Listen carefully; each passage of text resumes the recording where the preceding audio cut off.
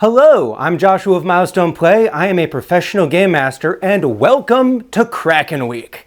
Kraken Week is an online content creator community event put together by Pointy Hat and Ginny D as a means of getting as many content creators working together on a single topic. In this case, it is exploring the depths of the ocean.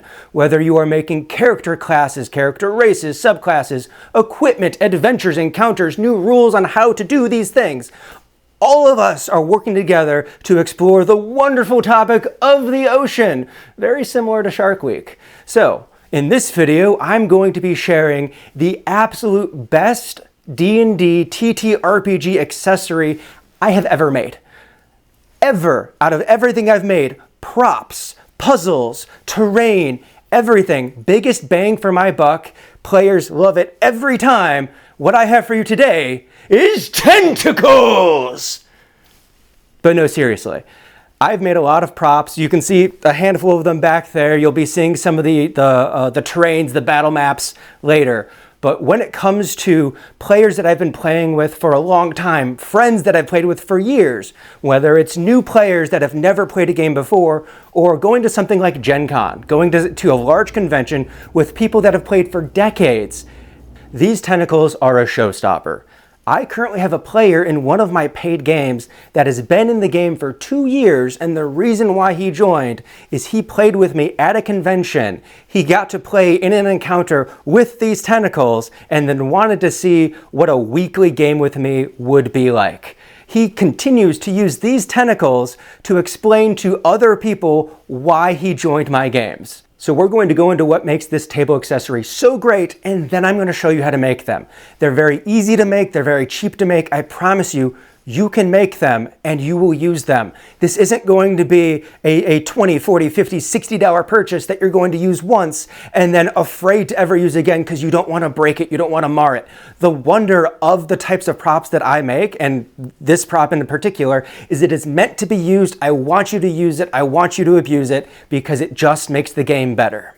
The most obvious thing about these Tentacles is how easy it is to get them to hold another mini or another prop on the battlefield. Because they're made out of pipe cleaners, they are meant to bend. Now you compare that to the basic Tentacles that come with your standard Kraken, and really, they're in a fixed position. You might be able to hook a mini onto one of them, but it's not really its job. I have seen at conventions updates to the standard Kraken tentacle that are also a wire surrounded by a rubber, and it looks just as good as the base tentacles for a Kraken, if not better. However, the little time that I spent with them, because of the rubber, you can't get a nuanced wrap where you want the tentacles to wrap, and you still kind of fight with trying to get the minis into and out of the tentacle. And really, the maneuverability of the tentacle is more about getting into a position than it is being able to actively move it all the time on the battle map.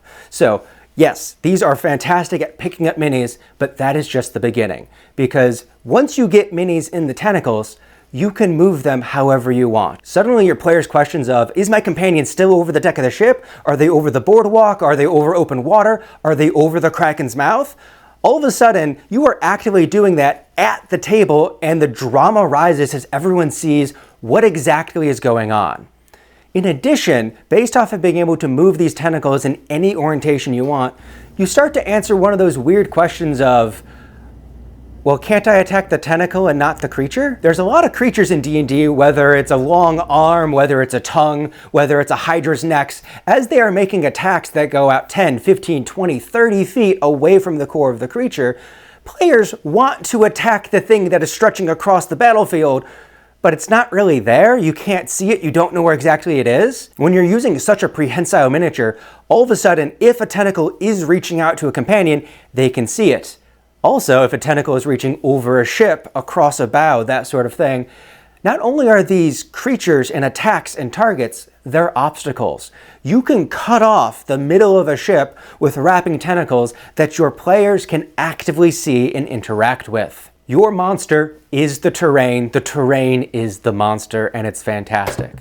But more so than that, going back to that 10-foot reach, 15-foot reach, the biggest responses I've had from players after seeing them is once you get into combat and they start to try to guess, well, what's this creature's range? Because they're used to a mini having a range of, 5 foot, 10 foot, 15 foot around the base of the miniature. But when all of a sudden you bend the tentacle forward and you show, oh, it can reach you on the map, players freak out.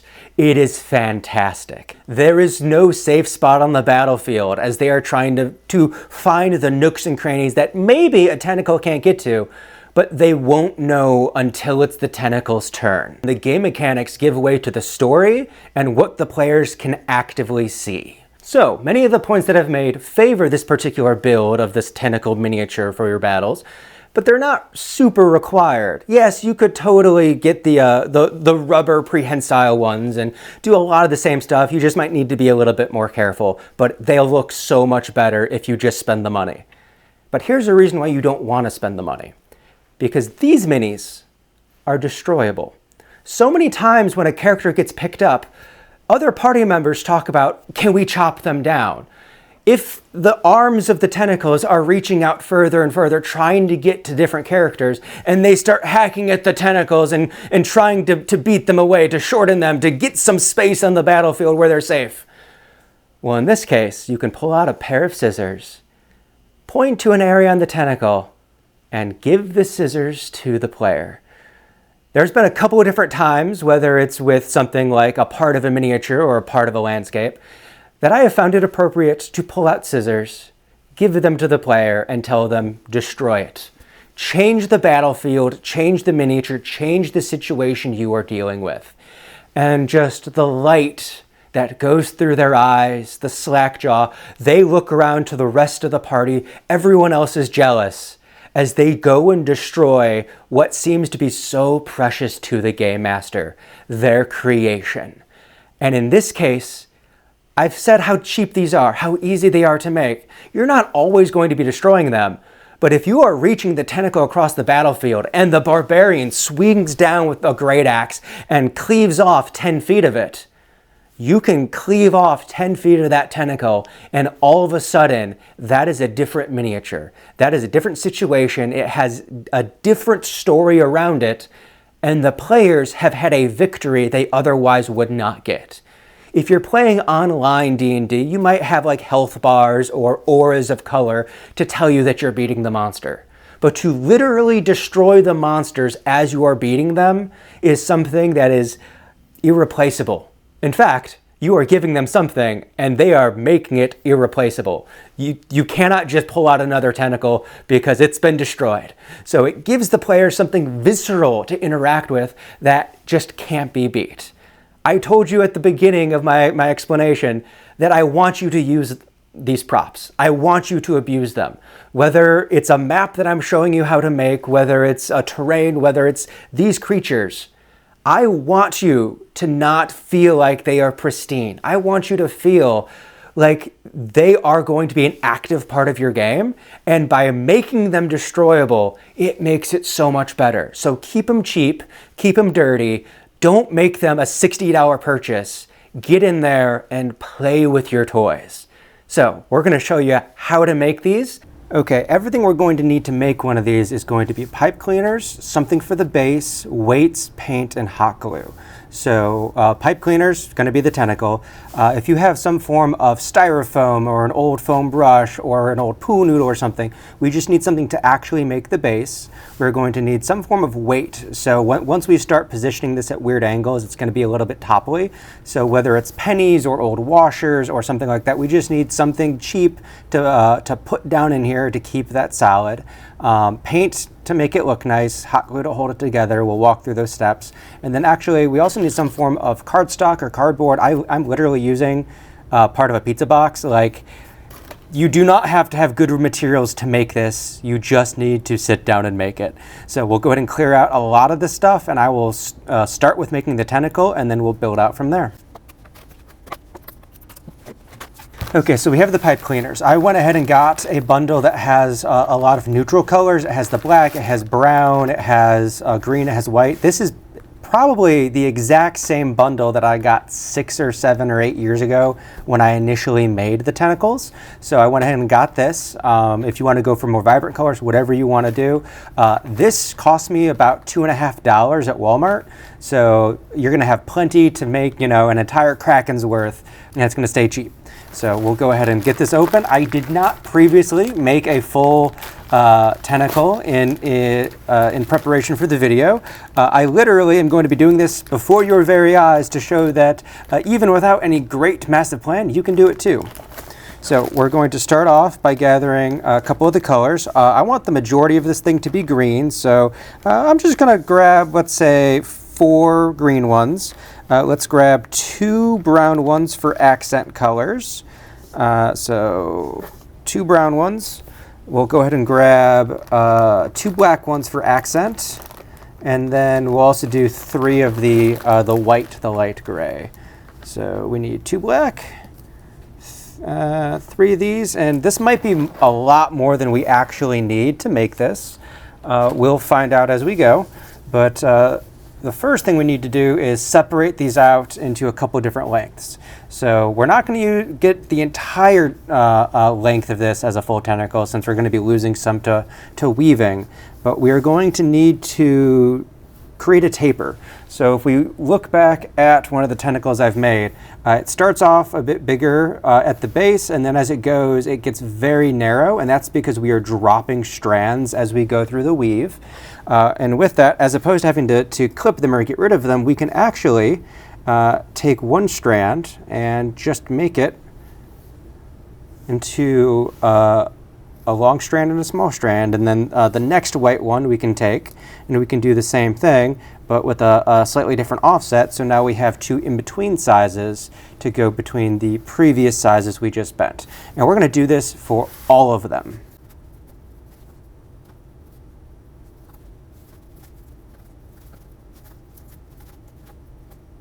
Okay, now that we have all of these kind of bent into different lengths to create a bit of a taper, we're going to start to bundle them together. And as we bundle them together, we're just going to put the loops together and do a small little twist to kind of lock them in place. So together, twist, and now these 2 aren't coming apart. And we can just build up our base by doing these little twists and getting them stuck together.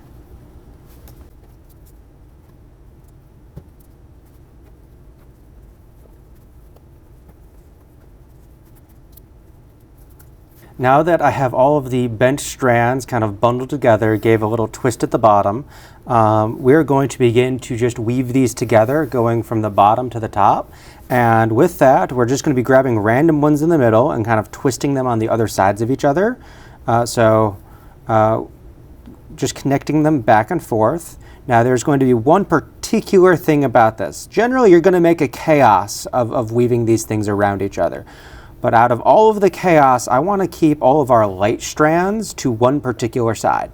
And they will occasionally get woven in with the others, but by keeping all of the mishmash of green, brown, and black together, and then keeping the white to the other side, we will kind of create that kind of underbelly look to give a little bit of dimensionality to the tentacle and allow the players to get a sense of which way that the tentacle is going to be attacking from.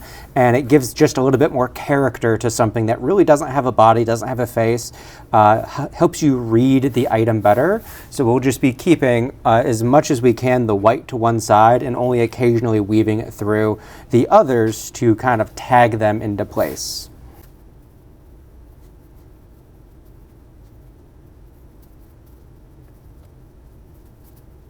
Okay, so as we've started to create this little bit of a mess, we can now get a little bit of a better idea of what is going on.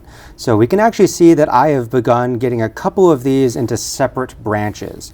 So these greens and this brown kind of are separating out as they're doing their own thing, and then the greens and the blacks over here are doing their own thing. And that's okay, but after you build out a little bit, you're going to want to start to cross them across these divides, and that'll help pull the entire bundle together.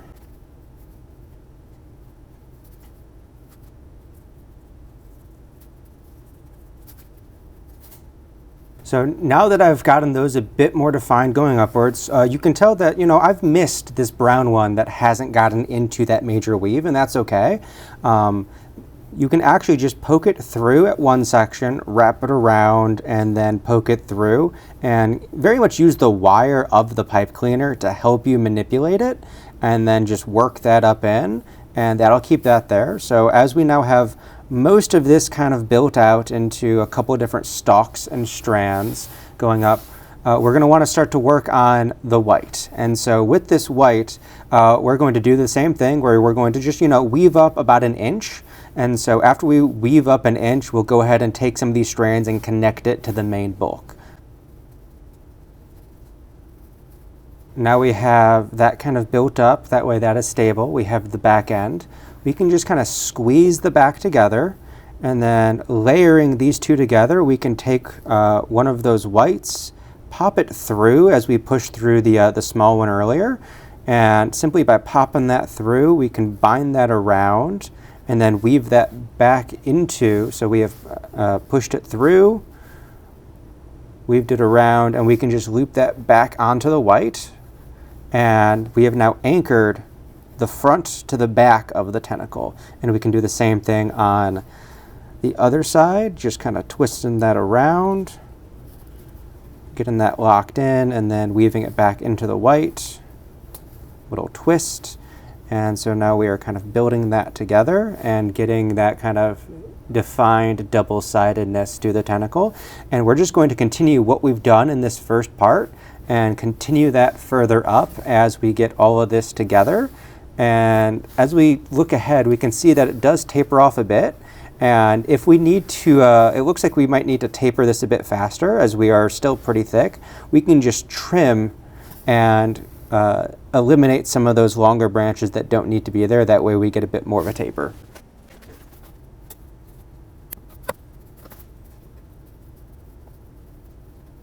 So right now you can see that I have this little green end that this is pretty thick, and I want to thin this out. So instead of taking this small green end further up, we can actually back turn it, and then between two of the strands, shove it back down, and that will help with the taper. And that will also hide one of those pointy ends inside the core of the tentacle itself.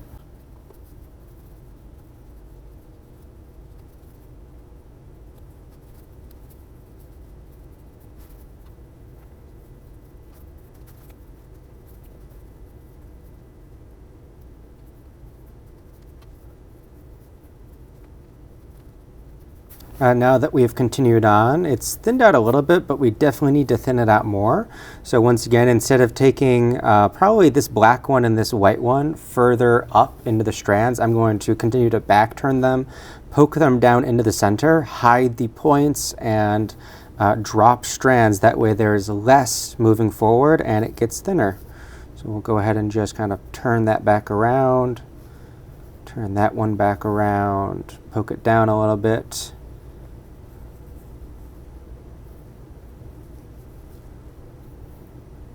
And then continue on.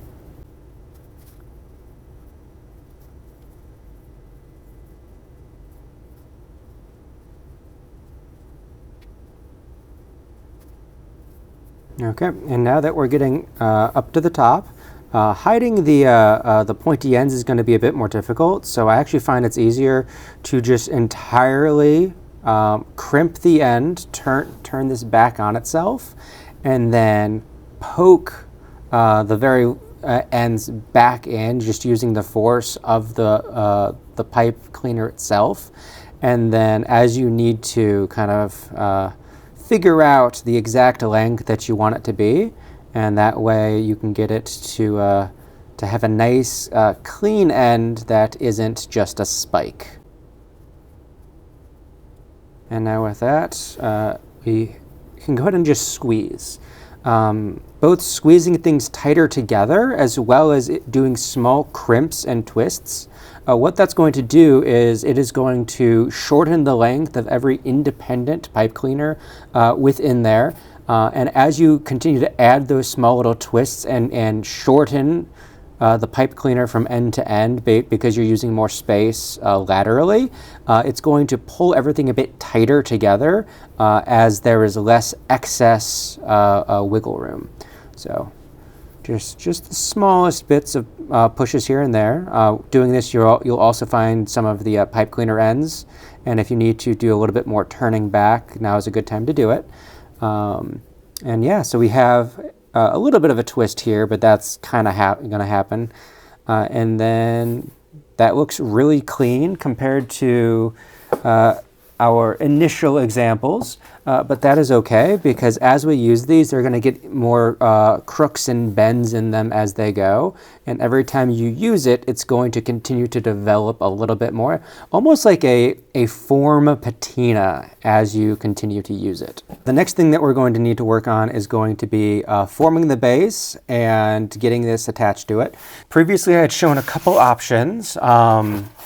Something that's a bit more of a dense foam or something like that might be really good for this. I am going to use the styrofoam because it's something that more people will probably just have on hand. The downside of this is styrofoam crumbles a ton, but once we kind of get the hot glue in there, once we start painting, all of that will solidify up.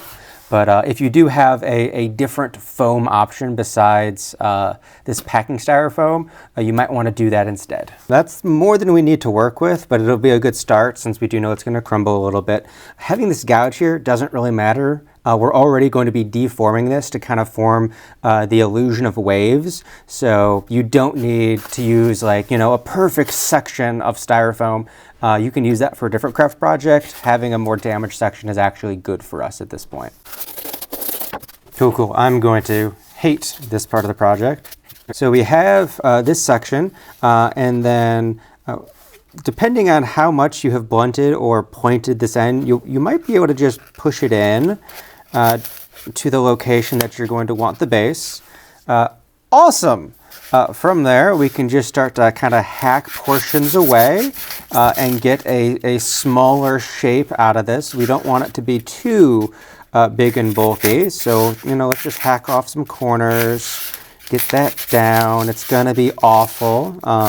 Once again, if you have an option to not use styrofoam, I suggest you don't. That's why I didn't use styrofoam in the first place. I found a bit more of a loose foam, probably from some other construction project. But yeah, just do whatever your heart desires. And then if you don't get to do what your heart desires, and do like me and use whatever's on hand, because this is meant to be cheap, it's meant to be easy, and if possible, the only thing you might have to buy is going to be the pipe cleaners if you have paint and all that already on hand. Something else to consider while you're cutting the base is if you plan to use this on more of a grid combat for tabletop gaming, consider whether you're thinking about it being a 2x2, a 3x3.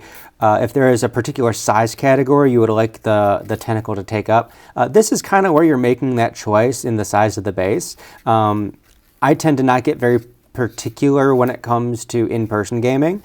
I think that level of precision is very good for online gaming because you have all of the measuring tools. But when you're making a lot of homemade stuff, going a little bit more abstract and just this is generally a large-sized creature, this is generally a huge-sized creature, can free that up a bit. But it's entirely on you what you want that footprint to be. Okay, now we're ready to move on to weighting the base. So in this case, we have the piece of cardstock, pizza box, whatever you have.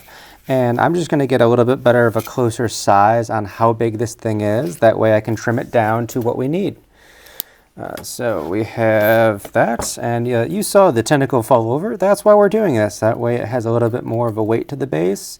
And we can make sure that we actually have a flat bottom as opposed to whatever the cardboard, or I'm sorry, whatever the styrofoam ended up looking like. So we have that as a general bottom. And now we're going to go ahead and cover this in hot glue, put some pennies on, and then we'll do more hot glue, stick it down.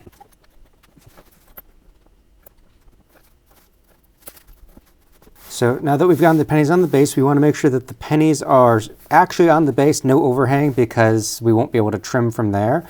But it's okay if it's mounted a little bit, because after we go ahead and put more hot glue on, when we put the styrofoam down on, this is actually going to melt. So this will actually form fit to the heat of all of the hot glue underneath. Poking the pennies back in. So we'll go ahead and let that cool, trim the base, and then paint it up. After filling in some of the gaps along the edge to kind of make that more solid, we'll go ahead and trim off any of the excess cardboard that's sticking out. If a little bit of hot glue comes off with it, that is fine. But this is just to get a little bit more of a clean edge to our base. And then after that, we will move on to painting. With painting, you're going to want to 2 or 3 different colors of blues, teals, aquas, and then maybe a white, a cream, a pearl, something like that for the foam. And you're going to want to start with the darkest color that you have for the base, and then layering on the lighter blues and teals and stuff. That's going to allow you to build up the shades, the hues, and then adding to some of the edges and places like that, a dappling of the whites, the pearls, those sorts of things is going to give the illusion of foam, of the churning of the sea as the tentacles are thrashing all about. So there we go. We have one of the old ones. We have the new one we've just made. Made that one a bit taller, and I went crazy on the paint. Turns out Kraken's real angry. But yeah, these are fantastic miniatures to use, easy to make. Please go make them, surprise your players, and surprise them not only with the mini you made, but with all the different things that not only you can do with it, but what they can do with it. Thanks for watching the video. It was made with the support of our patrons over on Patreon, where you can see behind the scenes content and the development of our own TTRPG systems. If you're looking to join a game, head on down to the description where we have a link to our Discord. You can join long-form campaigns, short mini-series for bite-sized narratives, or quick dips into systems you don't want a long-term commitment to, or you can join our Tower of Taziok. Tower of Taziok is a 5th edition infinite dungeon with roguelite elements, legacy play, and downtime synchronous with the real world. After you form a house of patronage, every week that passes in your life, your character gets a week of downtime. Everything else you can check out milestoneplay.com. And yeah, thanks for watching. Let's get going.